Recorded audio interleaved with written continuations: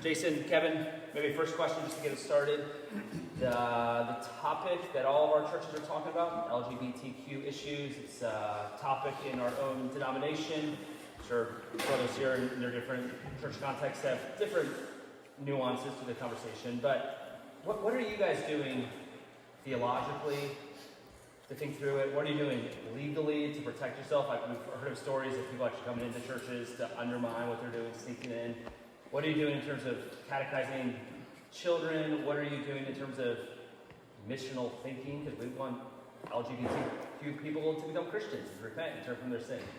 Just to get us started, that's a big area, but I know it might provide some good conversation. What are you guys doing at Christ Covenant URC with these issues? Real quick, because that could be the whole conference. And many of you are thinking, you're all thinking through these same things as well. Legally, I'll start there. We have determined that it's very important, wherever possible, to make church membership the door through which the ministries of the church happen. Meaning, if you have an open policy to do weddings at your church and they have to fill out a form and they got to come in and then you say, oh, we don't do gay weddings, you open yourself up to lawsuits that you might lose. If, however, you say, we only do funerals and weddings for church members, then you make church membership the door to get in there. And the courts have shown themselves to be very reluctant to get in and try to tell churches what a church member for their religious faith is or isn't. So if you have membership as the door, you can have all the doctrinal, ethical standards you want for membership. This is what it means, and these things we do for members. Now if you say, well, but sometimes I want to be able to do the wedding for, this person's not a member, but they grew up here, or somebody's grandson. Yeah, you can always work into your bylaws some sort of, unless by exception, by a vote of the session. And so you allow for some exceptions here or there when they really make sense. But if you do that with membership, our legal people have said you're protecting yourself much, much better. And for any of you who are connected to a school, we have a school, that's even more, the more a school is connected to a church, the more help you're going to have. So our school, we have 1,000 students, K through 12. COVID has been a great boon for our school.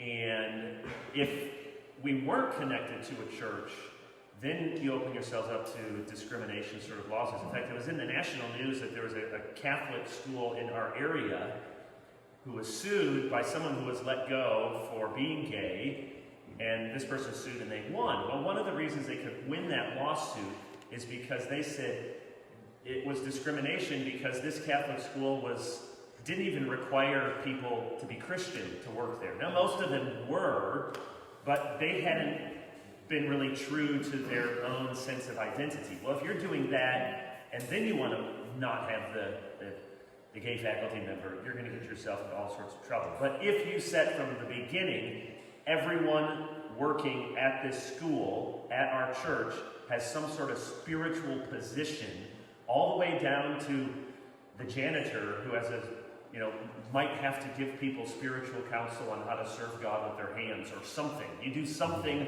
legit, but something there, it is really going to help you as you have to navigate some of those legal things. And then, theologically, I'll just say this. We don't have to talk about the theological issues per se, but what I think some conservative churches like ours have not done well is we give our people the conclusions without giving them the best superstructure that has led us to reach those conclusions. And so you don't realize that you're telling, in particular, your young people, you're telling them what's right, what's wrong. You're telling them the right answers on how to think LGBTQ. And when they're with you, it seems like, okay, they're with us. But we really haven't given them all of the built up exegetically, theologically, from tradition, from natural law. We haven't given them all of that so that when they get out there, and actually what we probably would find is if you looked at everybody's Instagram page, there's a lot of people who are sitting in our pews going, yup, okay, and they don't say anything when you preach on Romans. And then if you looked at their Instagram page, they're flying lots of rainbow flags, there's lots of allies, they're doing all of that stuff.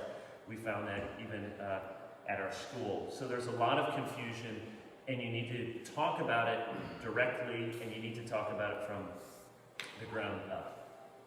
It's good. I think with that, I think we can assume that everybody in our pew is where we're at with these things. And I think Kevin's point, we need to be equipping the people that are in our pews. It seems like to me there are one of two areas that I see. One is either this is the drumbeat, this is what we're always speaking about, this is what we're always addressing, or it's we assume that people in our pews know how to navigate this, and so we just don't talk about it at all. And so some of the equipping things that we've tried to do is with our staff.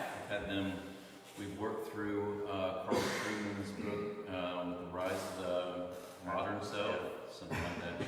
But just a helpful book to understand some of what's going on in our culture and has been happening in our culture over the last 10 years especially. Taking my elders through that same book right now. And it's just to equip them so they have categories by which to speak to people about these things. And then with our youth ministry, we're having our director, he just went through a sexuality series with our youth last year to be able to address some of these things with our junior high and senior high. And they feel free to ask him any question. And it's just a great place where they do that. And then he brought me in one night where they could ask all kinds of questions along these lines.